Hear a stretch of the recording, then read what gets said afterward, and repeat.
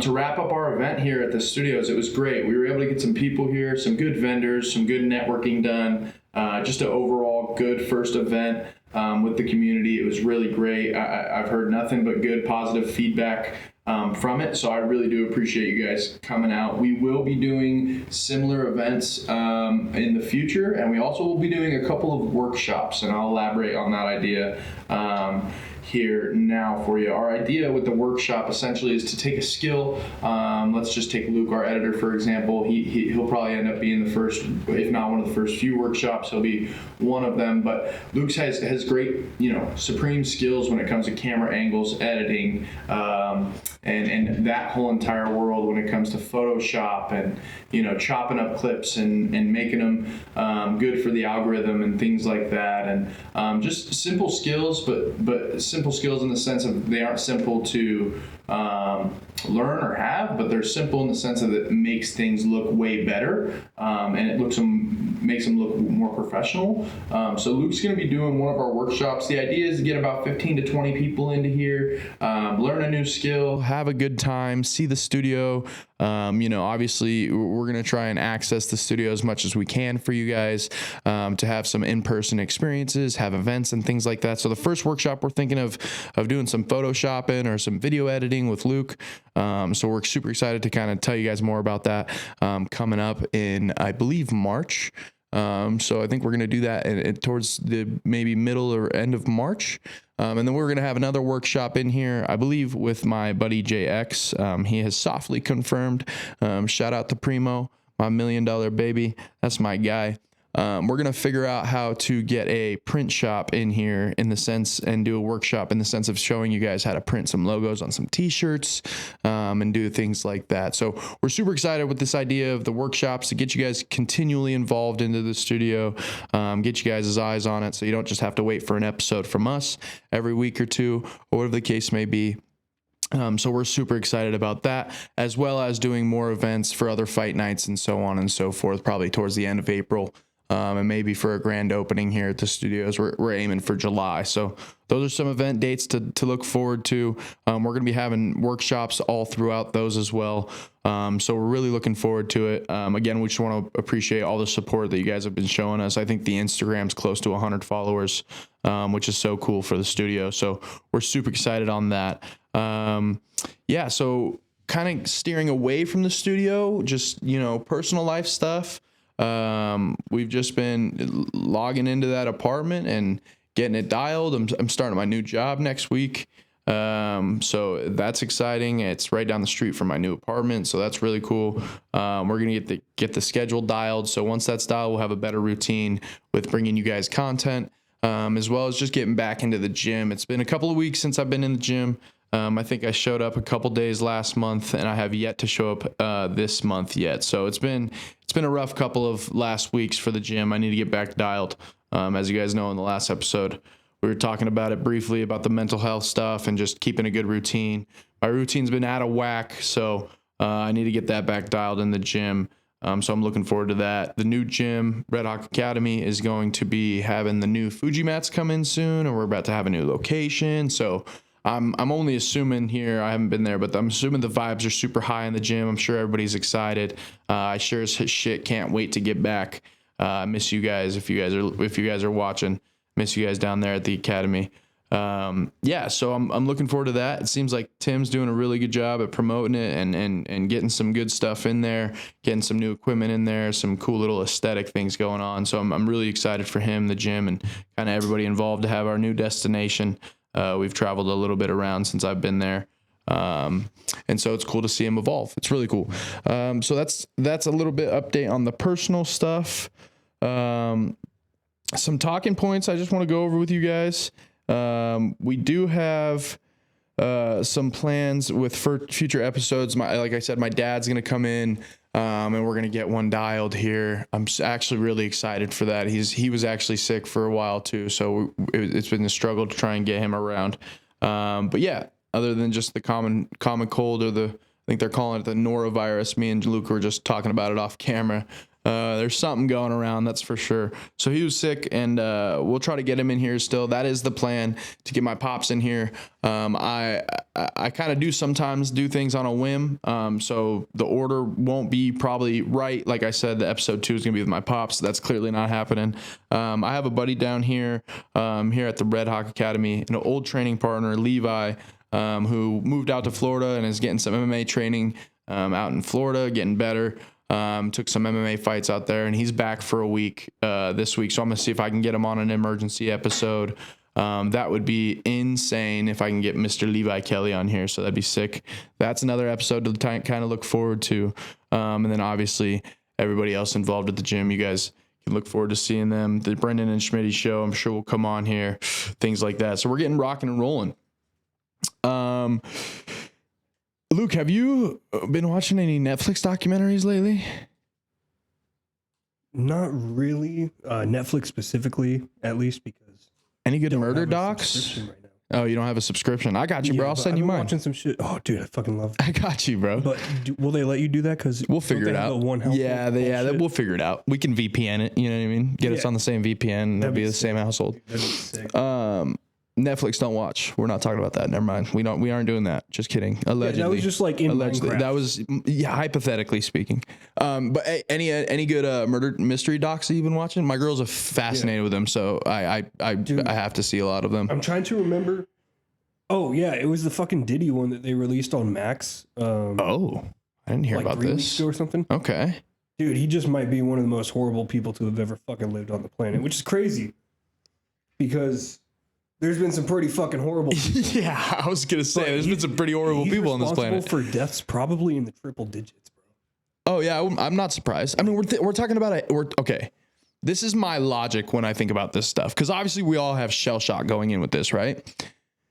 We're talking about the hip hop generation of the 80s, 90s, and 2000s.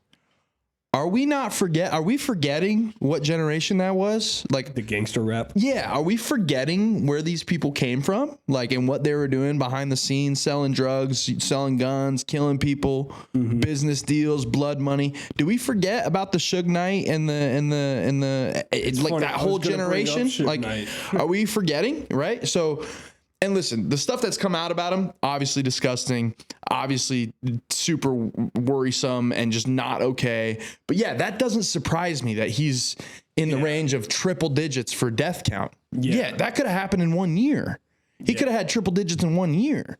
True, dude. That same with Suge Knight for sure. That guy's got hella heads on him for sure. I mean, yeah, dude, and he fucking, it's crazy because he's got so many heads on. Just like you said, he's got so many heads on him, so many fucking got the best KDR. Any fucking rapper out there, probably. The KD's crazy. Or just, I don't know if Suge Knight was really a rapper, but he at least owned fucking Death Row. Yeah. But what he didn't have to be a rapper. Yeah. Was a fucking hit and run. Yeah. And that's what did him in, and he got 28 years. Crazy. I say it all the time. The cops just have to get lucky once. These criminals, they got to get lucky every time, dude. Yeah, dude. Speaking of serial killers, murder docs, stuff like that, Ted Bundy. Oh, back when I watched his documentary that was on Netflix. I just rewatched this the other day, like literally a couple weeks ago. Yeah, dude, they caught him at a fucking. I'm pretty sure he was speeding and he got pulled over, or he might have ran a red light and got pulled over. It was some bullshit. He ran a stop sign. Stop sign. Okay, yeah. Cop pulled him over and recognized him, and then he had already had like similar interactions like this with the police. Yeah, he had skated away. He had skated away, and then he tried to run down an alleyway, and they got him.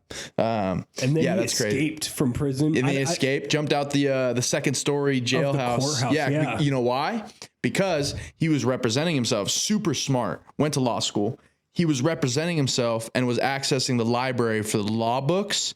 And I guess one of the security guards weren't paying attention or whatever, jumped right out the window of the library and started booking it, dude. I'm pretty sure he like broke his ankle or some shit, but he booked it anyway. Yeah, he didn't give a fuck, bro. Probably changed the shit and dipped. You know what I mean? And he lost like 30 pounds in the next like 2 weeks. Yeah. After that. Yeah. Fucking just starving and on the run. Yep. Got to change his appearance and stuff. So anyways, the reason we got on this topic is because me and my girl just watched the new Gabby Petito murder mystery documentary on Netflix, and it's about the girl that went missing when her and her boyfriend went like on a cross country road trip to all like the national parks and stuff. And if you guys can remember, because I remembered this vividly before we even started watching the Netflix documentary. I remember like, bro, this was national news. Like I remember this girl's videos being all over the internet. Like she was trying to be a vlogger. She was trying to travel. They bought the typical mini white van and decked it out to be a travel van. And they were going from, you know, from the Sycamore Forest to Grand Teton to Yellowstone. They were going everywhere. And she wanted to like do this YouTube career. And then I remember before I watched the doc, I remember that she had died and her boyfriend had killed her. But I remember it was weird because like he had like come home. I couldn't remember what happened. So anyways, me and my girl start watching this because she's super interested too, because she remembers about this in modern day time. To make a long story short, this girl and her boyfriend get a van, travel the national parks of the country, and have a toxic relationship. And she's trying to make it on YouTube and they're trying to figure it out. And long story short, murders her and leaves her laying in the fetal position in like a random national forest with a hoodie on and just basically left there to die after he beat her over the head and strangled her. And then literally, check this out, Luke, has her phone and is corroborating an alibi with himself and his phone after she's already been dead as he's driving back home to Florida. They were in Montana, killed her, left her there, drove all the way to Florida, and is corroborating this story. The whole time back, he's like texting back and forth from his phone and her phone. From his phone to her phone. And the like, no, we're over. No, fuck you. I never want to see you again. The detectives were saying it was literally instantaneous how quick the data was going from one phone to the other. So he was literally driving with both phones in his hand and just texting this conversation to himself to create an entire alibi. Goes all the way home, back to Florida, and stays with his parents. Now check this out, Luke. If your son and let's say future daughter-in-law were to go on this cross-country trip and your son just pulls back up home with the van and your sister and your future daughter-in-law is nowhere to be found and he is not saying anything, what are you going to do? Yeah. Like, what are you supposed to do? Right? Probably fucking investigate it or call someone who should be investigating it. Correct. The police. Right. So anyways, they're doing because at this point they don't know it's a murder. They don't know if it's a homicide. They just have a missing persons report for this girl.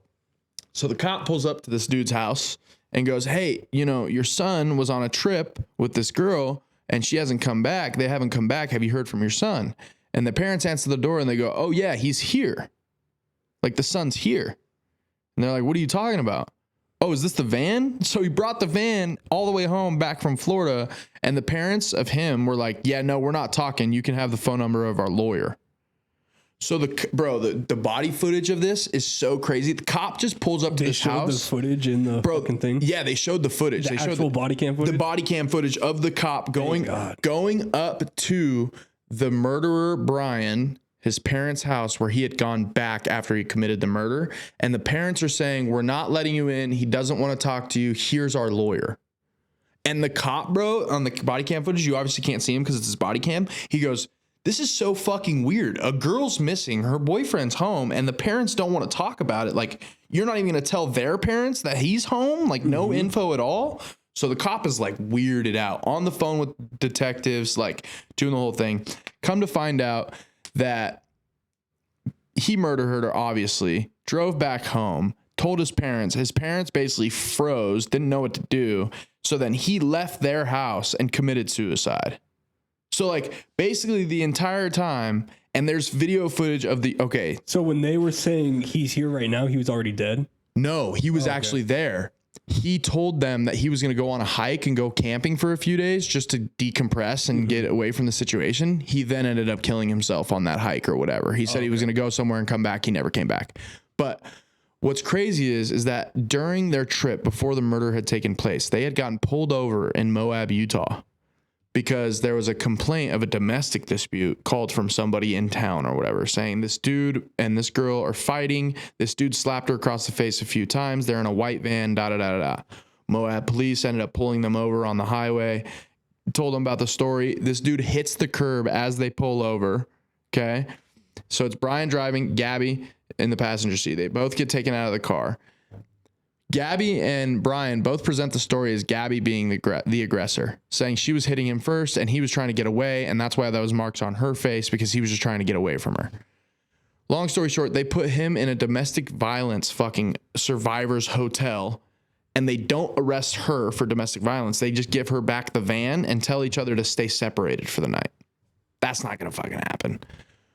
But the craziest part about that is the cop, body cam footage, again, the cop on video is said verbatim. She goes, "I'd rather have the guilty conscience of a decision I made than the decision I didn't make." And then they didn't arrest them. 2 days later, she was murdered.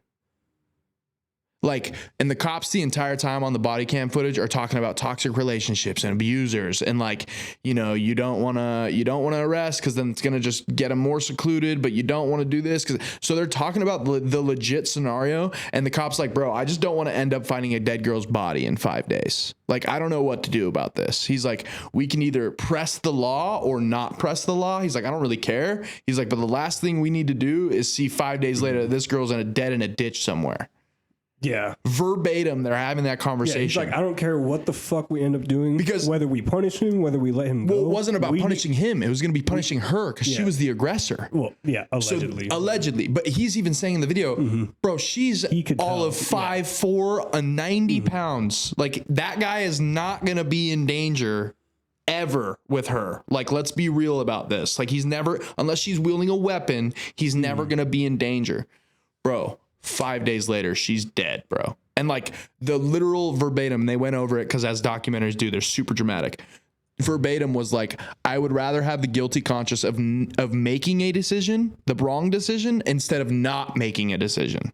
And it was like dude, the guilt that cop probably has this day, seeing that video again, seeing the documentary. Oh God, dude. Like knowing he didn't arrest them, like, oh. Knowing he let them walk in that. Oh, dude! And 5 days later, he fucking killed her and left her out in the middle of a national park to just get eaten. Oh, yeah. They even said when he left her out in the national park in the fetal position, there was burn marks around her body, like he was trying to set a fire to burn her body. And her boots, like everything with her DNA was surrounding her, so he was just trying to set a flame to the area, let it shit burn, and just fucking walk away. Like how fucking drove from Montana all the way to Florida, dog.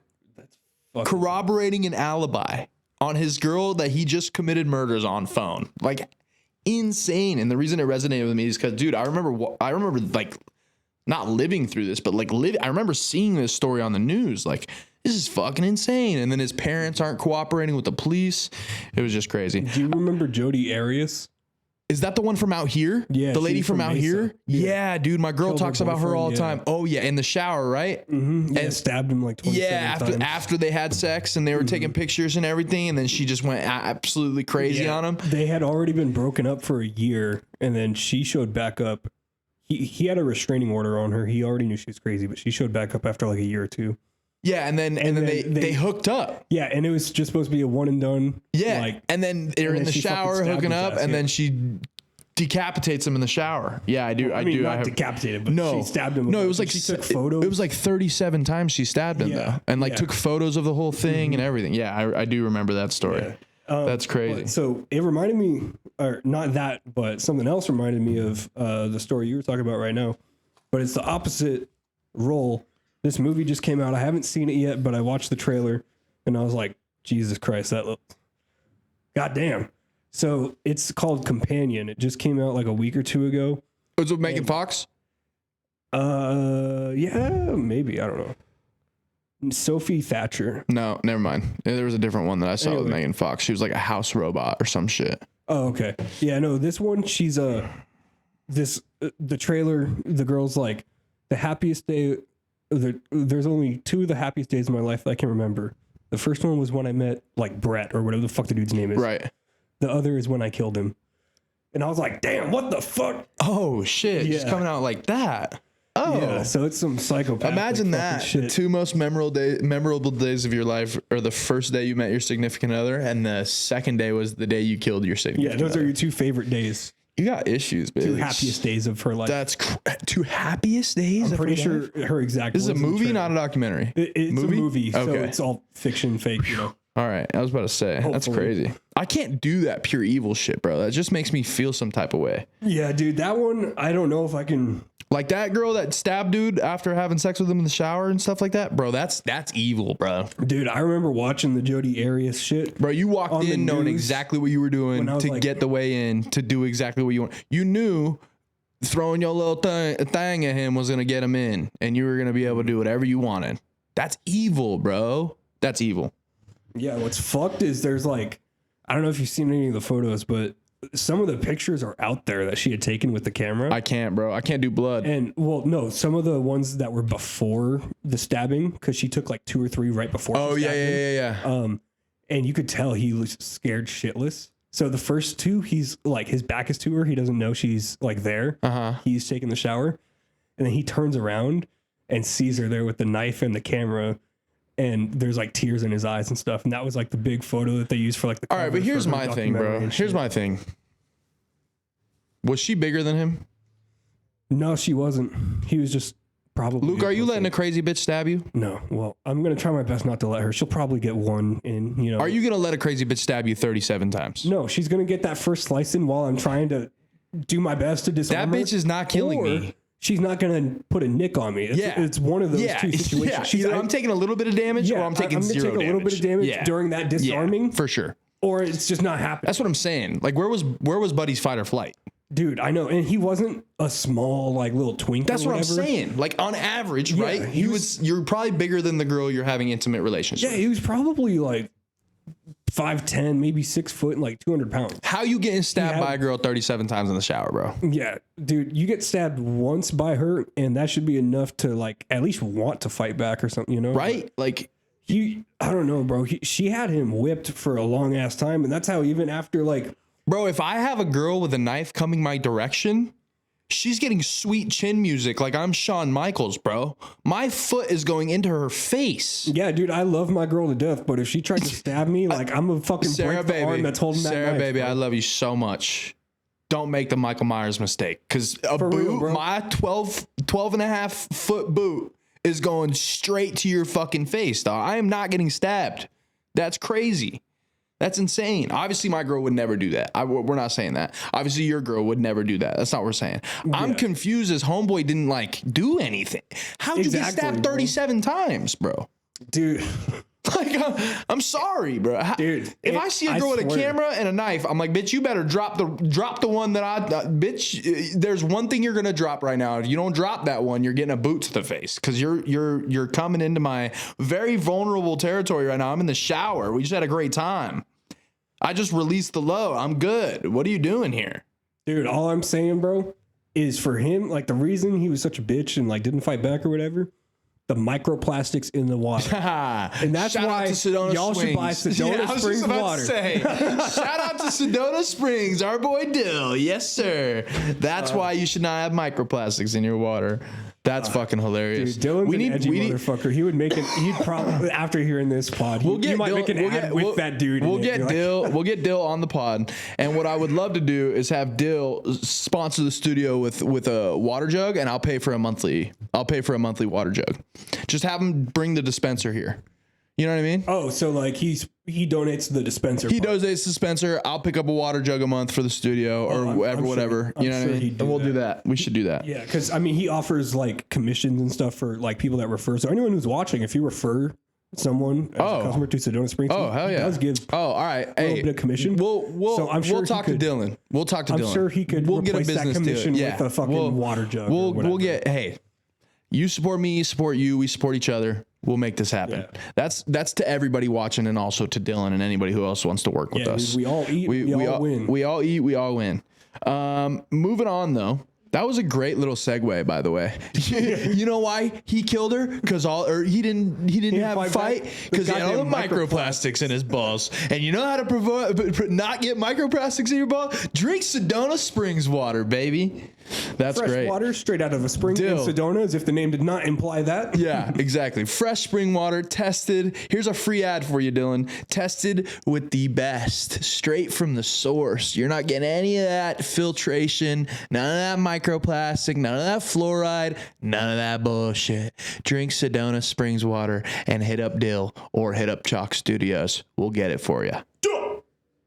Moving right along. Dill, feel free to use that promo. Absolutely. Free promo for you, buddy. Yeah, I'll clip it and send it to him.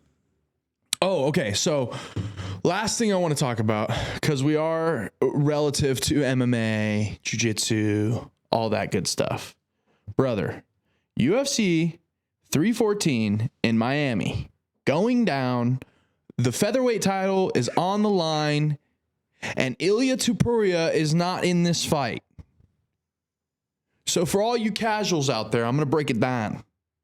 John Jones is not in the heavyweight title fight of the world. So what does that mean? Well, he's probably going to go do something else.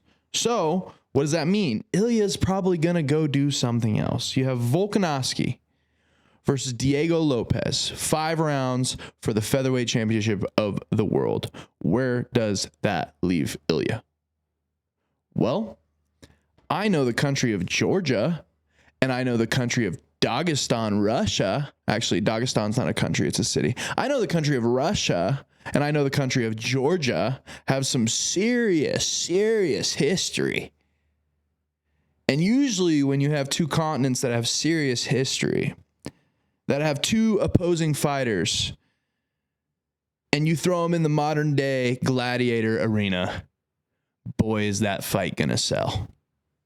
So I think Ilya, as we all think, I'm not throwing anything out here that's not sticking to any walls. I think Ilya is going for that lightweight belt, which makes the lightweight division very, very interesting. And I frankly, I love it. There's not much there left for Islam. He's beaten Charles. He's beaten Michael Chandler. He doesn't even need to fight Michael Chandler to beat Michael Chandler. He's beaten Charles. He's beaten Armin. He's beaten Dustin. He'll smack Max Holloway if that was ever going to happen. He'd smack Max Holloway. So it's like there's not much there for Islam to do unless Islam wants to go up to 170, which he's not going to do because Bilal's the champ there and they're friends and they train together. So I love it. I love it for the UFC. I love it for the lightweight division. I love it for the featherweight division because I don't want to see Volkanovski die again. And I don't want to see Max Holloway die again. And if Diego Lopez is the new champ, that's dope. Diego Lopez is sick, man.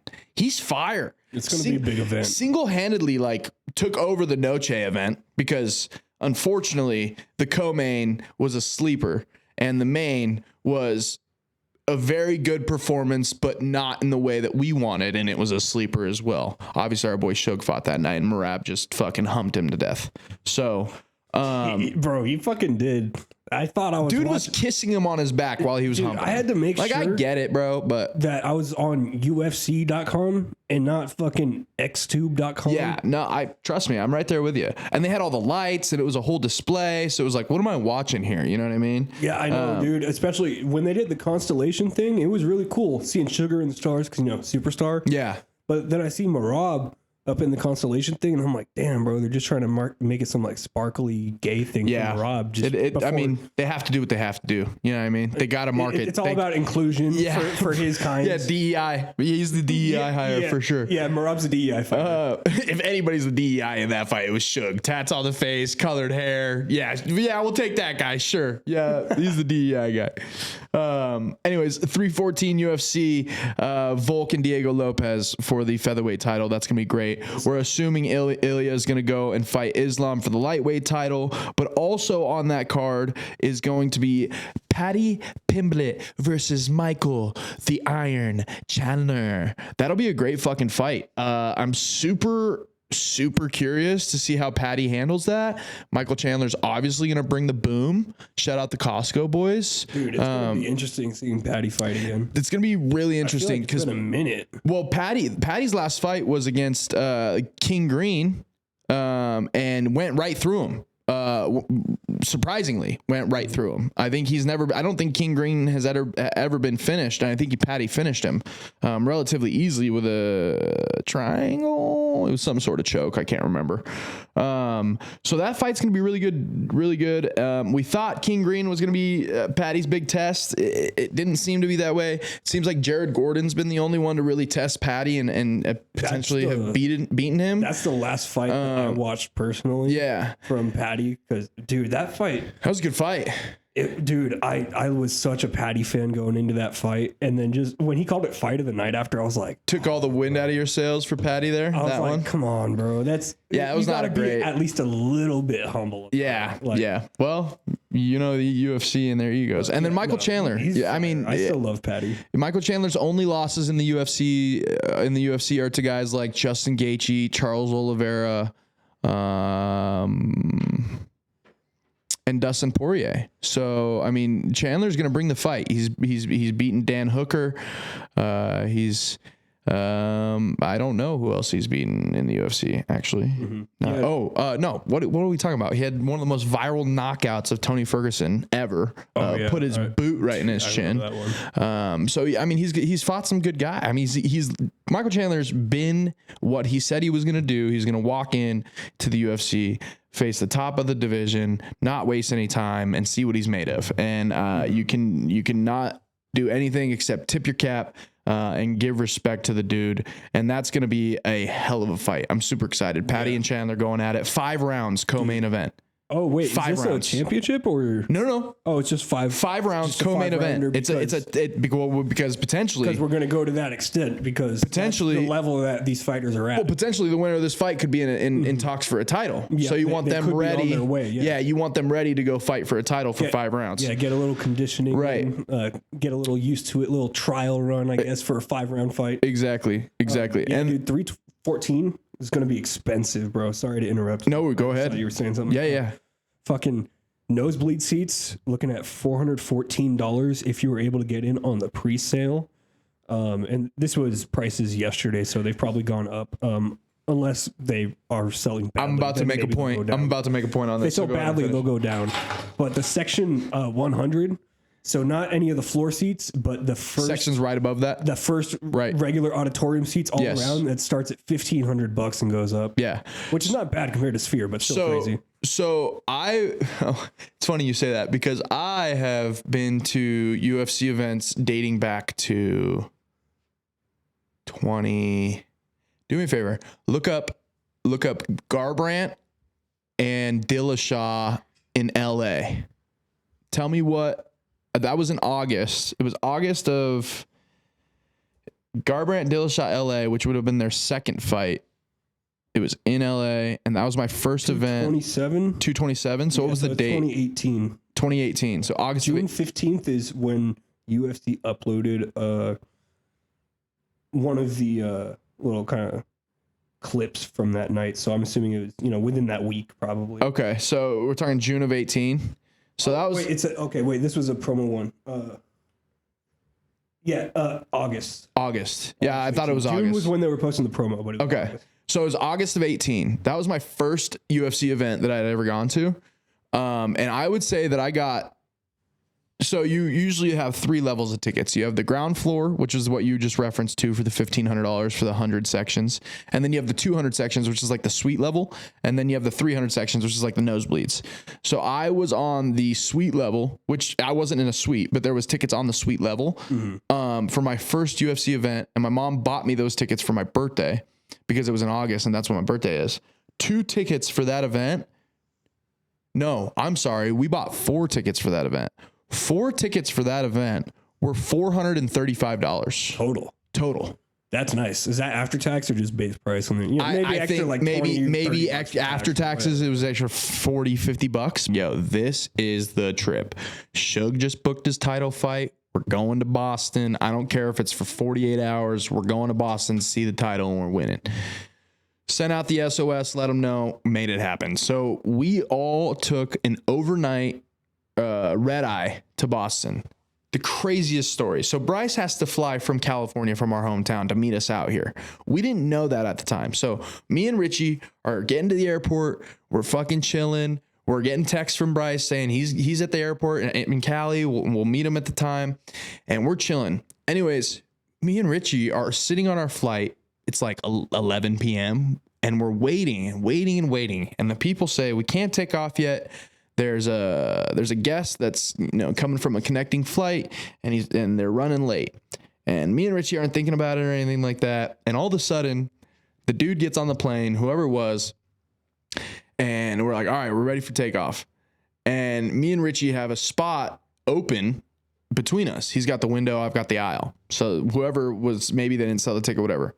So I get a call from my buddy Bryce, who's supposed to be flying from California to Boston on my phone. And mind you, it's Arizona our time, like 11 o'clock. So it's probably 12 o'clock Bryce's time. Like, he should already be on the plane. He should be already on a plane. Why are you calling me? So I answer. And mind you, every time you're on a flight, they're doing the safety protocols, the fucking flight attendants, you got talking over the mic and shit like that. So I'm pick up the phone and I hear the intercom, but I hear the same intercom on the phone. And he goes, hey, what are you doing? And I'm like, I'm on my flight. What are you doing? He's like, I just got on my flight. I was like, all right.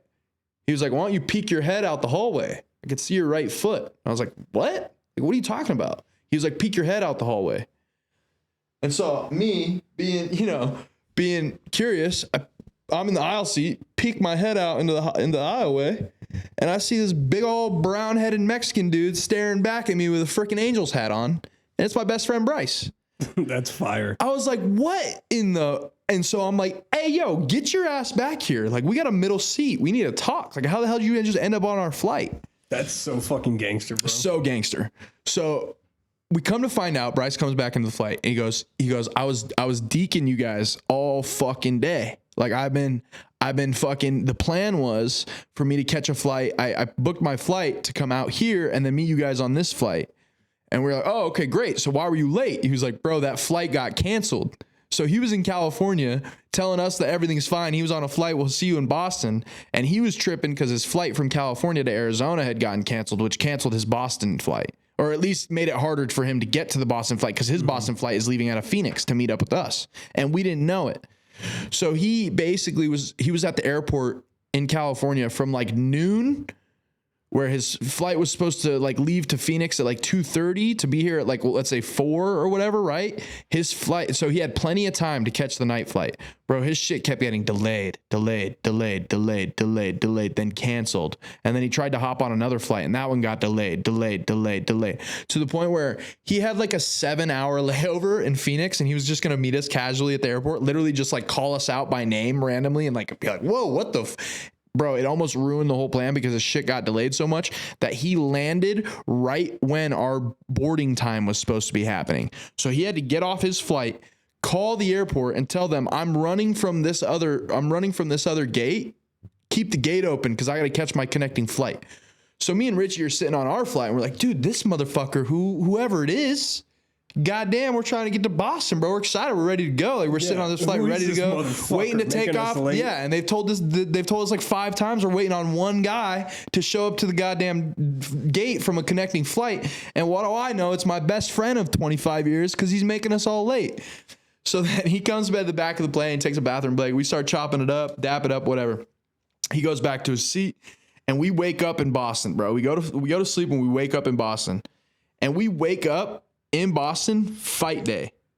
Like, it's Saturday already. Like, we flew Friday night, bro. Like, we weren't, actually, I don't know if that's the true or not. I'm not quite sure. What I do know is we didn't spend more than 48 hours in Boston. We didn't spend more than 48 hours in Boston. Yeah, and you're going to have to jump like an extra 3 hours forward just because of the time difference alone. Which is why we did the red eye. Because I was like, bro, if we leave at 11 o'clock at night and we wake up at 5 o'clock or 6 o'clock our time, that's basically like a night's sleep. It's like going to be 9 a.m. in Boston. Yeah. It's perfect. It's perfect. Just make sure you get as much sleep as you can on the flight. You know me, I took a little Ed, and Eddie with me and went right to bed. So I was like, absolutely. You know what I mean? It was chilling. So anyways, we go to Boston, we have a great time, and we end up in the arena. And this is where I got to shout out all the Jobins because we won the title, bro. I'm hugging Richie, my best friend Richie. We're going nuts. But the way, and you know me, Luke, the stories that I've told already, the way that we got in the seats, because Luke, we paid whatever we paid for those nosebleed tickets. Hey, I didn't watch the fight in those nosebleed tickets. I didn't watch the fight in those nosebleed tickets. You're just standing up. I was somewhere. sitting in the 112 section down that's fire. about 4 to 6 rows back. I didn't find. I worked and made my way and found friends and made friends and got copies of tickets sent to my phone so I could talk to security and be like, "Hey, bro, this is my ticket. You don't need to fucking check me anymore. I'm good. I'll go down here." So yeah, I gotta shout out my 2 Canadian Jobins, Jordan and Tyler. Those are my boys. They were so sick, had Shug shirts on. They were repping the brand. I told them I trained with them and everything like that. And it was a good time. Bro, these dudes, with barely even meeting me, Luke, send me their Ticketmaster ticket stubs from their phone and be like, "Bro, just add it to your Apple Wallet. You can come down here whenever you want." I'm like, bet, I'm gonna for sure do that. I'm gonna find me a seat down here. So anyways, I end up going down there. Dude, that's gangster. And I found, for like the whole night, I was able to find a seat that was next to like this media table that was doing all these, I'm pretty sure it was the ESPN like media table that they had taken up 1 row of shit and just left the last like 3 seats of that row unoccupied. So I watched it for like 2 or 3 fights and nobody was sitting there. So I just went and sat there and nobody said anything to me until I moved to where my buddies were, because I had found them a section like 2 sections over and sat them down. I was like, all right, well, there's not another seat for me. I'm gonna go find a spot. Like, I'll come back to see you guys later. So then Shug's fights come and I go back to the other spot and we're in this like right in front of a suite, bro. Like I don't know how I do it sometimes, but I just do. It just happens. I got us seats like literally ground level, maybe 15 to 20 rows up. And we're watching Shug knock out Aljo, and it's a great time. And then after, so we're walking out of the arena. Luke, the whole arena is chanting Shug. Like, that's fire. Sean O'Malley, Sean O'Malley. Thousands and thousands of people in a hallway exiting an arena. We go outside, even crazier. Sugar Show. Sure, it's thousands and thousands of people. Thousands. You see pink wigs, green jerseys. He had the black and the gold jerseys at the time. He had his pink shit coming out. Bro, there's Shug. It's like a festival of Shug shit. It was insane. I'd never seen anything like it. You come down the escalators, bro, and people are smoking, drinking, pounding chests, having a fucking bonanza. Schmitty's fucking crying. Everybody's losing it. Smoking joint. It was a great time. Schmitty crying. Schmitty was always crying. I love Schmitty. Schmitty was crying. He's like, I can't believe it. I was like, we're world champs, baby. Let's go. Like, let's smoke. And then, dude, out of nowhere, all these Jobins just started coming out of nowhere. Big Jace. I don't know where he's from. I think he's from Pittsburgh. Big Jace. He looks like Schmitty's twin brother, bro. They're both 6'4", 300 pounds, just monsters. Big old beard. Dude, John Duty, boy JD. JD's getting signed jerseys from everybody. Like, he has a Sugar jersey that everybody signed in fucking Boston. He's got a Shug jersey that everybody signed in Vegas. He's got a Shug jersey that everybody signed in Vegas before. He had a Shug jersey that he took to Miami and Jobin signed. Like, I've signed 2 of these jerseys myself, you know what I mean? Like, so shout out JD. So many people came out in Boston. It was like it was like all the people that we had seen in like Twitch channels and like YouTube comments, like everybody that like the Jobin community. Everybody kind of just pulled up in Boston and was like, "What the fuck?" It was insane, and it was funny because I have my 2 buddies from back home who were with me, and they're like, "Bro, who are all these people that know you?" Like, and I'm like, "Well, they don't really know me, but they know me." You know what I mean? Kind of thing, like seeing me in the content, seeing me on the pods, whatever. Like, "Whoa, what's up, Mikey?" I'm like, "What's up, dude? You look familiar. I've seen you comment on some shit before." Oh, bro, we were talking shit to Matt Frivola outside of a bar because he's friends with Aljo. So me and Schmitty were just telling Matt Frivola to get the hospital bed ready for set. Like, just talking shit, man. Like, I love, and you know the East Coast, Boston. Like, that's how you know you love each other out there, is if you talk shit to each other. Like, that's, the East Coast is so brutal when it comes to that. I grew up a Boston Red Sox fan, so like I know about Boston fans in general. Like, I know how hardcore they are. Yeah, bro, it was a great time. There was a bunch of people out there. I mean, there's so many Jobins I can't even name. Wiz was out there. Wiz Khalifa? I wish. No, Wiz Compton, our boy Wiz from our boy out here, Ethan. He was out there. You know, obviously Brendan Schmitty, me, Sono, War somehow made it. Dude, War's story getting out there was so crazy. Like just the things that had to happen. Like a fucking brick of coke. Brother, I am not gonna say what War had to do to get to Boston. All you need to know is he pulled some strings and we got him to Boston. It was so sick. Showed up inside of someone's asshole. Bro. And then the stories that happened after that, and then me and the Canadian dudes had met us up. That are ones that gave me their tickets had met us up at the casino after the fights. And I can't remember who it was. It was either them or War or something. We almost got in a fight by the bathrooms because Canadians don't say bathroom. They say washroom. So I'm going to the wash. Man, like that means I'm going to take a piss. Man, I've heard restroom before. No, washroom. They say washroom. Man. So one of them came out and was like, "Oh, that was a good washroom," and I'm like getting on their ass. I'm like, "What the fuck did you just say? Like, what? Like, what do you?" And it was one of our guys. Like, it was one of our guys, one of our buddies, and they're like, "It's a washroom," and I'm like, "No, dumbass, you're in America. That's a bathroom. Like, what are you talking about? You know what I mean? Like, giving them shit." Yeah. And some drunk dude walks out of the bathroom and thought I was talking to him. And he was like, "I'll do whatever the fuck I want in the bathroom." And I was like, "Well, it's a washroom, according to the Canadians." You know what I mean? I was continuing the joke. And he was like, "Washroom, bathroom, what the fuck are you going to do about it?" And I was like, "All right, what are you doing here, guy? I wasn't even having a conversation with you, bro. Like, you don't have to get all tough. Have a good night. Like, see you later. Have a good night." And then he continued to want a problem. So I just clowned him. Like, I was just clowning him. And the Canadian dudes were loving it. And it was funny. But yeah, Boston was an insane trip. We've recorded plenty of content, I feel like, for today's episode. Let me see if we have anything left here on the notes. I'm going to run to the washroom. One to the washroom, my guy. I'll wrap up this episode. Don't even worry about it. Ba-ba-da-ba. Yeah, no, that's it. That's all the notes, ladies and gentlemen. That is all she wrote, ladies and gentlemen. So I'm going to wrap it up here. I appreciate you guys checking this out. Again, thank you so much for the support on episode 1. This is episode 2 of the Unnamed Podcast. My name is Mikey Music. I appreciate y'all watching. Tune in next time for some more stories, more guests, more progress being made. We cannot wait to see you later and check us out. Like, subscribe, follow us on Instagram, do the damn thing. I support you, you support me. We do this thing together. Peace out.